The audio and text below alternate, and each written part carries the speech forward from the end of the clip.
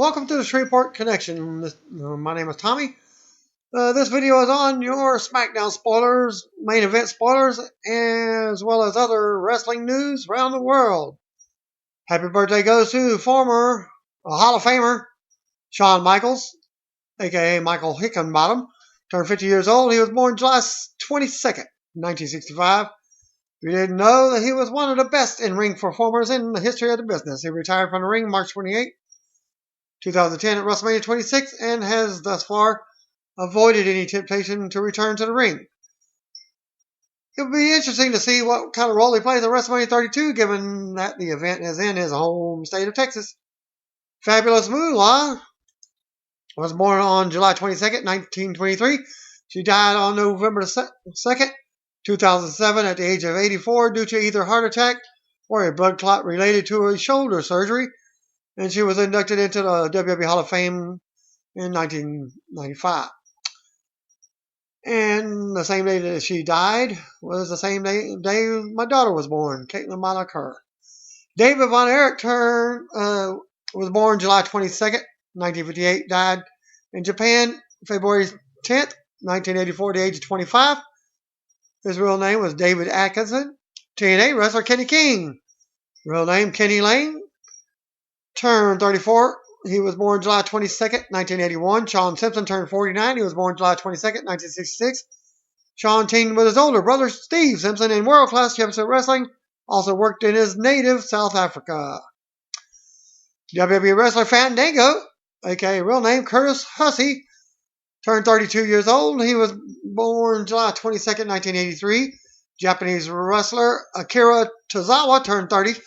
He was born July 22nd, 1985. Hall of Famer Jerry King Lawler's brother, Larry Lawler, who was only older than Jerry by 4 years, has passed away at the age of 69. My condolences go to the Lawler family, as Larry Lawler never got into pro wrestling and had worked in management for Kimberly Clark in Memphis and most of his life before opening up Lawler's grocery store in Water Valley, Mississippi.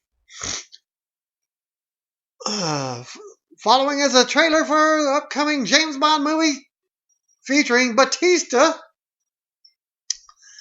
WWE announced that Dasha Fuentes is joining the NXT broadcast team as a backstage interviewer, and you can read more at WWE.com. Patrick Clark Jr., who was recently cut off of, eliminated off of Tough Enough from Tuesday night, spoke with Scott Fishman of Channel Guide magazine regarding his elimination from Tough Enough. My first thought was, hopefully, I could do a slammy for Shocker of the Year, Clark said. Second thought was a disappointment. I definitely didn't think I should have been the one going home out of the bottom three, but it is what it is. You live and you learn. I feel like as far as that particular episode goes, the audience didn't like the way I tried to motivate ZZ. It was understandable. I was pretty much the bad guy on the show. My confidence ended up being an error for me and proved to be my downfall. And you can read the full interview at channelguidemagblog.com. Patrick's elimination didn't surprise me much as it did for a lot of people. It's not about in-ring skills, which you rarely showcased, or are really rarely showcased, or winning any competitions. It's a popularity contest due to the fan vote determining the eliminations. Meanwhile, Fuentes trained to wrestle at the WWE Performance Center, but she suffered a knee injury last year. She was offered the broadcast team position and will not continue wrestling, according to the story. Some of the new highlights by Fox Sports from Daniel Bryan's new book. Yes! My Improbable Journey to the Main Event of WrestleMania. His comments on the first time he ever had sex with Brie Bella. We were naked and about to do our thing when all of a sudden we heard the sound of a door handle turning, and then the door opened, and all of a sudden you see Teddy and Sheamus barging into the room, inebriated as can be, with the Oh, fella, and all that. And that was basically it, the comments from that. Brian Alvarez mentioned on his installment of Wrestling Observer Live that WWE offered Patrick Clark a developmental deal with the company after being voted off of this week's show. As Alvarez noted that Patrick actually ended up turning down the deal because he said he couldn't afford to relocate to Florida so he could train at the Performance Center. At Tough Patrick replied back denying any of Alvarez's report, and stating that it's all full of crap, quote unquote. I myself commented to Patrick, if the rumors are false, that if he could reply if he was actually asked for a deal. But it's been a few hours and he hasn't replied yet. He must have went to bed or basically hasn't read it yet. Natalya has been in Los Angeles, California recently doing some training with former UFC champion Josh Barnett in catch wrestling, as well as helping some of the 4 horsewomen to get ready for pro wrestling matches. Natalya's real name is Natty Neidhart. Has also trained many times in the past with the 4 horsewomen. And those women are Shayna Baszler, Jessamine Duke, Marina Shaffer, and of course Ronda Rousey. With the idea being that she is learning legitimate submissions and catch wrestling techniques that will help her in pro wrestling matches. She also feels that it is one of the best conditioning workouts you can do. In return, the cast member of the WWE Total Divas reality show on E! Has helped some of the 4 horsewomen with pro wrestling theories and techniques. As Baszler is doing her first pro wrestling singles match next month, Duke and Sheffer are also studying pro wrestling, and of course Ronda Rousey is rumored to be working with WWE again next year around WrestleMania time. Well, breaking news, the crew of Stone Cold's Steve Austin's Broken Skull Challenge reality show have left and went on strike, bringing production to a halt. Deadline.com reports that the crew of the CMT show walked off the job this morning, demanding an IATSE, and this stands for International Alliance of Theatrical Stage Employees contract that would include health benefits and pensions as befitting a union contract. The Editors Guild, which is supporting the strike, issued a statement which reads, all members, prospective members, and other post-production professionals are instructed to refrain from rendering service to this production for the duration of the work stoppage. The Editors Guild and IATSE are putting up a picket line outside the offices of 51 Minds Entertainment, which produces the show.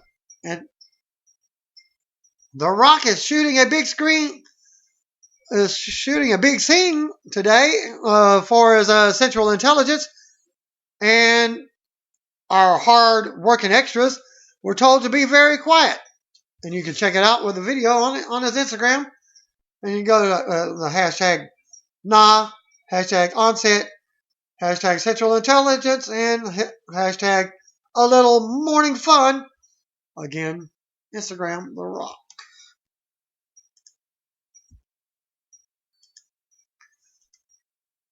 Sheamus had a scare of his life today as he was on his flight from Denver, Colorado to Los Angeles, California on United Airlines. And they were forced to make an emergency landing as there was a fire in the cockpit. And it was smoke was coming from out of the cockpit. And they landed after the takeoff and landed in Grand Junction, Colorado. At WWE Sheamus comments, emergency landing in Colorado on a United flight. Not many brave lads when the mask dropped from overhead. And he also comments, few people unwell, but we're down and safe and sound. Held on tight to that Money and Brave briefcase And there's supposed I guess I'll post that link there as well for the picture to that. Okay, Nick Magnus Aldis says that the train station angle is one of the reasons that he has left TNA and feels that he dropped the title prematurely and for immature reasons. Says he wasn't having fun at the end of his run. Comments on working for Jeff Jarrett and Global Force Wrestling. As he's on the Pod Nasty podcast with Magnus, hosted by Alfred Boima Kanua III. And you can check it out on YouTube. I guess youtube.com/podnasty. On not having fun towards the end of his TNA run, and now working with Jeff Jarrett and JFW. No, absolutely not. I was not having fun in TNA. Some of that's to do with them, and some of that's to do with me. Nobody owes you a good time or anything like that. But due to a number of different things, I wasn't having fun there anymore.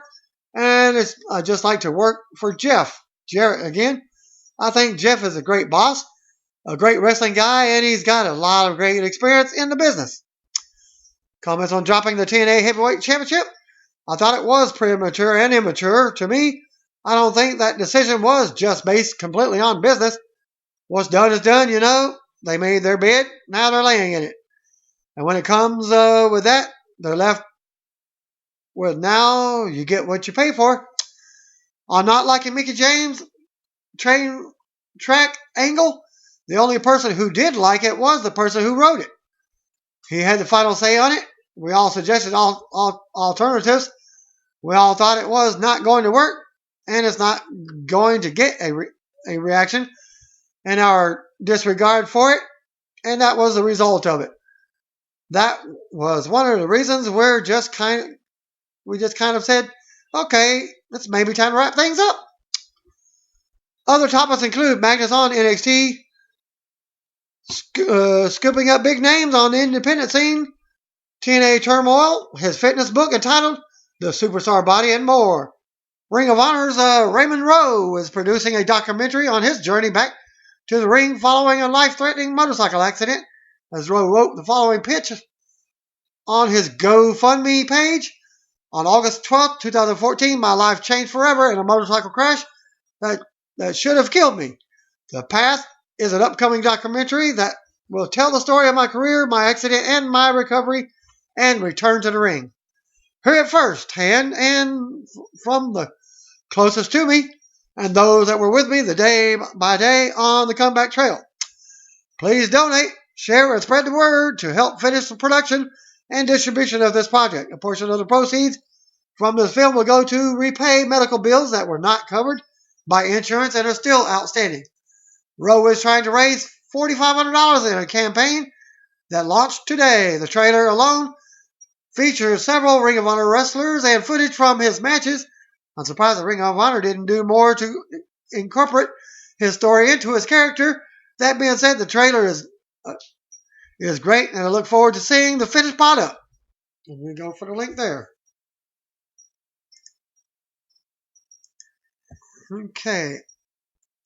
Deadline.com reporting again that Brad Payton is signed on to direct New Line Cinema's Rampage, which features The Rock and is based on the hit 1980s arcade game.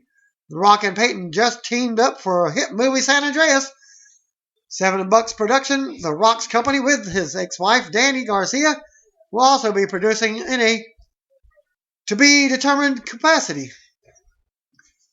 Plot details for the movie are still being kept a secret, but Deadline reports that the focus on the movie will be consistent with the game as three giant monsters, a gorilla, a wolf, and a lizard, wreak havoc on major cities and landmarks across North America. We now know that The Rock will be battling the monsters, as Deadline reports. He will be standing in their path. Rampage begins production in summer 2016. After Rock finishes Fast and Furious 8 and is scheduled to be released in 2017 sometime. And I'll post that link right there for you as well. Ring Rust Radio with Jeff Jarrett, hosted by Donald Wood, Mike Chiari, and Brandon Galvin. Audio available at blogtalkradio.com/ringrust radio. Jarrett, on how many GFW Amped episodes he will be taping on July 24th, and what channel dates and times will show be eventually air. You're digging for gold stuff, and I appreciate that. We just named it Amped. And we are in the discussion of how many episodes, so I can't tell you right now how many episodes are going. We're just going to be shooting all content next Friday, then August 21st, and then October 23rd. One thing is for sure, we are starting 4 tournaments starting next Friday.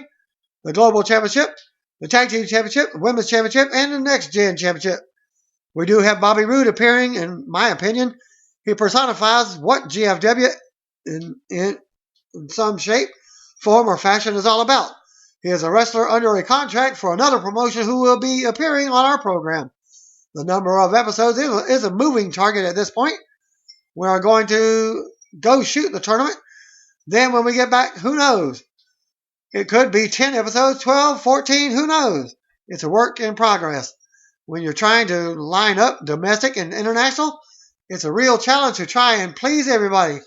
We are going to do our very best to expose the product to as many wrestling fans as we can.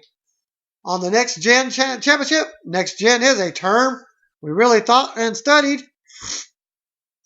And when you look at Pro Wrestling 2015, there are certain guys that you're going to wrestle like the next generation, and they are going to take it to the next level, whether it be speed of the Young Bucks or the innovation of the Bullet Club. There are so many different talents that will take it to the next generation.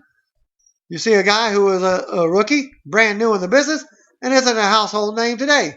But in the next generation of household names, he will be. It's a little bit of both. No weight limit. It's a division of guys who want to get in there and wrestle.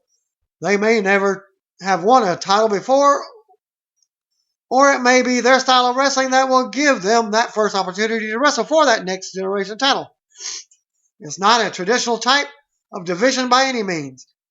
Any comments on GFW being family friendly and how it will separate itself from WB? It goes without saying that WB is sports entertainment. They invented the term, and they do it better than anybody else. It's a very lucrative business for them, and my hat's off to them on how they have created their genre. We are professional wrestling. There are a lot of similarities, but we are going to be more document style. Are we going to have storylines? Yes. It's like how you have a storyline in a sporting event like a baseball or football game. We're not going to write stories per se, but more along the lines of documenting them. There is a story behind every GFW athlete. Questions like, why did you get into the business? Why did you want to be a professional wrestler? Why GFW? Why do you want to be a champion? Why do you do this in your persona? What makes you tick? What's going on in your family life? That all affects the business and how you climb the ladder of success. That's a big difference between writing storylines and documenting storylines. Whether NXT's Finn Balor documentary is an example of what Jarrett wants to do in GFW. If you watch the GFW YouTube channel, it will give you a sample. Back at Wrestle Kingdom 9, we documented our journey leading up to it. We also have videos coming out to give you a feel for it with the guys like PJ Black. If you didn't know, that's Justin Gabriel, formerly of WWE. The Bollywood Boys, the Akbars, the Mordetskis. That's Mordetsky, Chris Masters, I believe. The videos dive into their talents and the wrestlers' lives and what's really going on in their world. Just recently, we took a real-life situation. I went back into TNA with a lot of raw emotion, and I don't want to get too long-winded on this, but a non-TNA talent left the promotion with the King of the Mountain title, such as himself. Eric Young was pretty cool about it backstage and went on a Twitter rant about it. He said it didn't have anything to do with it, but if you connect the dots, you can see it. My hat's off to him. for being vocal about it.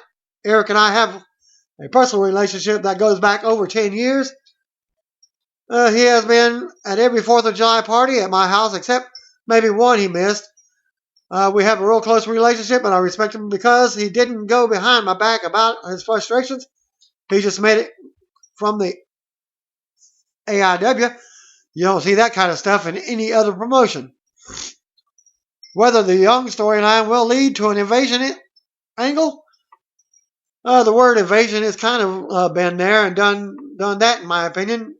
Certainly, you can already see that Bobby Roode is coming to Vegas next Friday for the first ever set of Amped tapings, and he is under contract with TNA. Eric Young was just with us this weekend.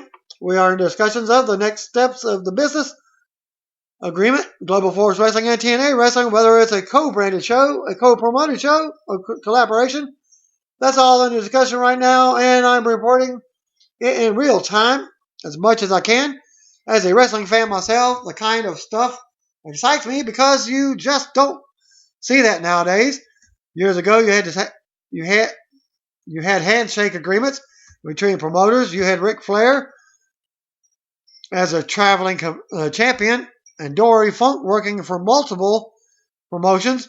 Once the territory systems went away, you were left with the big two of WWE and WCW. Then you were down to the big one, just being WWE. Then you had TNA and Ring of Honor come around with every promotion acting like an island. WWE can do that since they have the north of 90% of the market share. You have all the smaller promotions fighting and clawing for their brand identity. I believe with GFW and our mission statement, we want to have a working relationship with any and all promotions because rising tides raise all ships. I went out and formed the relationships that I have had over the years and made them more formal with New Japan and AAA and around the globe with the independent promotions in Europe, South Africa, and Australia. Well, it seems to me that Jarrett is trying to do the same thing that the Von Erich companies with the USWA World Class Championship Wrestling is bringing in other companies' champions and thus doing a co-promotion type of deal. That's my point of what Jeff is trying to do. Jeff goes on to comment on how TNA and GFW could benefit from a working relationship. End of the day, and this may sound a cliche, if the wrestling fans benefits, then 9 times out of 10 the promotion will benefit. There was chatter about Karen and I coming back to that promotion, and that created positive chatter for TNA that fed into the positive chatter for GFW, including Bobby and Eric, and all that helps the promotion. As we move along, it helps create brand awareness and creating a little bit of that mystique. End of the day, people want to see fantastic professional wrestling, and that should be everyone's common goal. That's what we are headed for, and that is fantastic professional wrestling. On whether this is a key philosophy or business strategy that he took away from TNA that he will use in GFW, we all are a sum total of our decisions and life experiences. This is my 29th year in this business as an active wrestler, growing up in it. I'm a third generation, and there are just certain things you learn. That sort of looking in the rear view mirror on one hand, and the other hand, you need to be looking forward. Where do you want to be in 1 year, 2 years, 3 years, 5 years, and even 10 years from now? Technology has turned the cable business upside down, and it's going in lightning speeds in the last few years. Now you have everything like Hulu, Netflix, and all the streaming services, including WWE Network. It's all a game changer for our business. It wasn't too long ago where fans were expected to pay for 12 to 13 pay-per-views a year. Now it's down to $9.99 for the network, for everything included. Now we have the technology to watch Lucha Libre, Strong Style, or wrestling from any country in the world, all at the click of a button. The technology has changed the wrestling world, so you have to try to stay ahead of the curve. I have taken a lot of my life experiences to help my team in GFW to help us evolve and put out a very compelling product. Any comments on how fans embrace the GFW thus far and whether the tour to be a success? Success, absolutely. One of the barometers is black ink and red ink. You want the black ink, and we got it. On the flip side of that is when you're at the shows, it's one thing to get the electricity and vibe from the people on the way out talking about how much fun they had. Then at the end, you had the owners and GM come up to you. And you know, at the end of the day, that really is the true barometer. This is a grassroots initiative, and it's a year one of the initiative. And now we're on the step one of the building, the brand of live events. We have done this, and now we have all 7 teams come up to us to tell us how much they love it. They want us on the schedule, and all want us back. From their perspective, professional wrestling in their ballpark is unique. They have about 140-day season and only 70 games, so half of the time their park is empty. They want to fill it with more concerts and events because it's beneficial to them since the venue is there and not in use. It's really a win-win when we come to town. We put the ring on home plate, have the event, and we're dialed into the ticket base and media contacts with their promotions. And it's a different concept, and we're using it as a building block to get out there. And now the brand awareness in each of those markets is experientially bigger than what it was when we do these shows. Jarrett comments on his plans for the King of the Mountain title and whether he will be wrestling in GFW. Slim to none on the GFW roster. If you caught Impact when I made the surprise appearance, I told them that I don't know where the disconnect is. You're calling me to come wrestle, but I don't even wrestle for my own promotion. Then we talked through things, and it was the King of the Mountain match at Slammiversary. I like to keep myself in shape, but I wasn't anywhere close to in my age and career, the shape I wanted to be in. I was happy with the match, but I had no plan to be an active wrestler on the GFW roster.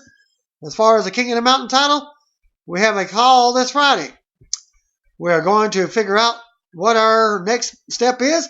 We have a title that is not the GFW property. It's in our possession. I could vacate it, have a one-night tournament, Block A versus Block B. There's just so many ways to go about this, and we have to figure that out. It's pretty exciting just to have the opportunity, but what we are going to do with it, I am not exactly sure just yet. Any comments about whether he has been nervous to work during his career? Well, it goes without saying that I have been blessed to wrestle some of the very, very best. In my early days, Jarret the King Lawler, he had this aura and ability in the ring. Certainly not the Jerry today, but the active weekly wrestler that had a presence about him that would put you on edge. I also had a series of matches against Shawn Michaels, later to be called the best in the ring performer ever. I had another series with matches with Ric Flair, and it goes without saying his pedigree. Just a couple of years ago, I had multiple high-profile matches against Kurt Angle. Kurt has so much tenacity, athletic ability, strength, and drive. Still to this day, before I went through the curtain at Slammiversary, I had butterflies and was nervous. The same feeling should never go away. And if it does, you should get out of the business. I felt it that night, and I sure felt it the next day after that. And that was the end of his interview. Highlights. World Heavyweight Champion Seth Rollins recently made a guest appearance on ABC's Extreme Weight Loss show to help a young WWE fan named Mason work out and get in shape. And I'll post a link there where you can see the video just for yourself. WWE has announced that NXT diva Dasha Fuentes is the new member of the NXT announce team. She was signed in the spring of 2014, but with the knee injury in 2014, she was sidelined. And now she's presented with the announced team job when she was able to return. And she also does ring announcing at NXT Live events, commenting on her future with the company. WWE is such a large and amazing company. I'm looking forward to the endless amount of possibilities it presents. Unquote. And WWE tweeted the following on the Undertaker working upcoming tour of Mexico. So it's just not a one-time deal for his return, as the Undertaker is scheduled for SummerSlam and the Raw after that, and now scheduled the live event tour from October the 16th to October the 18th. And you can go to WWE.com for more than that. More news on that in the video. In this video, Triple H and Seth McMahon offer a young fan named Elijah a spot in the company after he sent a Tough Enough video earlier this year. They sent the young fan a Money in the Bank briefcase with his own contract. They have invited Elijah to the upcoming Raw in San Jose, California, to sign a WWE contract. They're letting Elijah have his favorite WWE superstar stand beside him in the ring to sign the contract, and he's picked none other than Stardust, who replied with a tweet himself. As Triple H tweeted, Steph and I are pleased to announce that the newest member of WWE superstar, Elijah. He will sign his contract at Raw in San Jose. Now, at Stardust WWE, my privilege to stand with you while you sign your contract. Henchmen are crafting your personal gloves as we speak. Thanks to their Twitter account. WWE reportedly wanted to use Bully Ray for a one-shot booking at the May 15th NXT Live event in Philadelphia, but that appearance he made on TNA caused WWE officials to change that, as they wanted Bully because he would have received an easy pop in Philadelphia, but ended up giving the role to Tommy Dreamer, who lost to Baron Corbin that night. WWE lost interest in using Bully when he returned and appeared on the May 8th TNA Impact Wrestling episode to special referee a World Heavyweight title shot between Eric Young and Kurt Angle. It would be noted that Dreamer also been working backstage for TNA and on the TV. Even though Bully recently returned to TNA as their new authority figure, Wrestling Observer newsletter points out that he is still pitching for another run in WWE, as Bully spoke with the Fight Network this past weekend and talked about another WWE run, noting that he and Devon are in their best shape in 15 years. This next video link is from Seth Rollins, sending a message to cover star Steve Austin. As Rollins says, Austin may be on the cover. He's still the most desirable playable superstar, and if he really faced Austin, we all know who would win. And you can go to that video there. And now for your results. Spoilers. Thanks to Rael Pollard, who was at the SmackDown and WWE main event tapings, for report number 1 for the main event TV, or actually network tapings. Dark match. Jack Swagger defeated Brad Maddox. Swagger won with the ankle lock. And your main event. Spoilers. R-Truth defeated Bo Dallas. Truth won with a roll-up in what felt like the longest match of all time. The third headlock rest hold felt like it was a little too much. New Day beat the Lucha Dragons. Kofi got the pinfall for his team. And match number 3 for the main event. Primetime Players defeated the Decision. Titus scored the pinfall with the Clash of Titus. And that concluded the main event report for number 1. And now for the SmackDown. Thanks to Rael Pollard. Dean Ambrose came out to start the show. Sheamus came out and they had a brief promo exchange that led to a match, which Sheamus defeated Dean Ambrose as Bray Wyatt's entrance theme played and distracted Ambrose. Sheamus took advantage of the distraction and performed a Brogue Kick for the win. A big pop for Ambrose as his spots were over for sure. Match number 2, Neville defeated Adam Rose. Neville won with a red arrow. Stardust cut a promo afterwards. King Barrett delivered a promo about Battleground, proving he is the only true king of the mid-card of the ring. Match number 3, Rusev defeated Kevin Owens by count-out. Owens walked out of the match, beginning to think that's his new finisher. Cesaro cut a great promo backstage, which led to a pretty awesome exchange between him and Owens. Cesaro called him out over walking out on matches. And Cesaro with a great line, "Walk, Owens, walk." Match number 4, Nikki and Brie Bella beat Sasha and Naomi. Nikki pinned Naomi after performing the rack attack. Bella's wrestled as faces this time around. Match number 5, World Heavyweight Champion Seth Rollins defeated Cesaro. Rollins won with a pedigree. Owens came out and gave Cesaro the pop-up powerbomb to close the taping. Thanks to Stu Sanders for his notes on the main event. After camera stopped rolling, Rollins came back out and after a brief stare down with Owens, the two put the boots to Cesaro. Rollins got a table. Dean Ambrose made the save, and they took turns with finishers on the heels. Cesaro hit the swing on Owens. They set the table up for Rollins, and then Ambrose hits the elbow drop off the top rope and put him through it to end the show. So that's what happened after SmackDown. Second report, thanks to Randy and Lincoln, and at Omaha John from Twitter for the following main event spoilers from Lincoln, Nebraska. R-Truth defeated Bo Dallas with a roll-up as he was playing to the crowd, as Dallas had good heat there. Then they showed Raw replays. JoJo interviewed the Lucha Dragons about the New Day. Kofi Kingston and Big E defeated Sin Cara and Kalisto, who's the Lucha Dragons. Primetime Players defeated the Ascension. And the second report from SmackDown, again, Randy and Lincoln, and at Omaha John for SmackDown spoilers.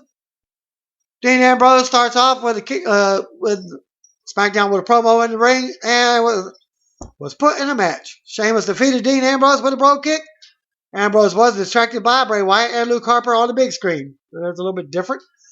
JoJo interviewed Neville in the back, but Stardust popped up on screen behind him, then started laughing.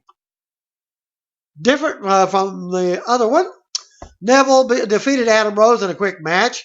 Stardust cut a backstage promo on Neville. Sasha Banks video aired. King Barrett came out and cut a promo on being the king. Rusev with Summer Rae defeated Kevin Owens by countout as Owens left during the match. Owens interrupted a Cesaro interview backstage and they had words. And Cesaro knocked Owens for walking out on matches. The Bella Twins defeated Sasha Banks and Naomi when Nikki Bella hit the rack attack on Naomi. Seth Rollins defeated Cesaro in the match of the night with a pedigree. Owens came out after the match and attacked Cesaro, hitting him with a pop-up power bomb. And that appeared to be where SmackDown ended. And here's a third report. Dark match before the main event. Tapings in Lincoln, Nebraska saw Jack Swagger defeat Brad Maddox with a Patriot Lock. And supposedly dark segment after SmackDown ended saw Seth Rollins and Kevin Owens double team Cesaro until Dean Ambrose made the save. The segment ended with Ambrose putting Rollins through a table. Several fans in attendance sent word in regarding a few more details from SmackDown tapings. Since I'm doing it a little bit late, well, this is Wednesday when I'm doing it. It was reported that Bray Wyatt and Luke Harper appeared during the Dean Ambrose versus Luke Harper match, creating interference on the Titantron that led to Sheamus picking up the win. What actually happened was both appeared in the arena with Bray on the stage, and Harper showed up on the commentary table after Bray's music queued up. Also, in somewhat minor detail, Bad News Barrett cut the promo on the stage, not in the ring. As originally noted, it was in the ring. And here's to close out my video for this week. Spoiler for next week's Tough Enough, a small video. Cesaro and his new entrance in Tough Enough through on a zip line. Thanks again. Peace out. God bless. See you one more video. Peace out. If you didn't know, you better call me, bro.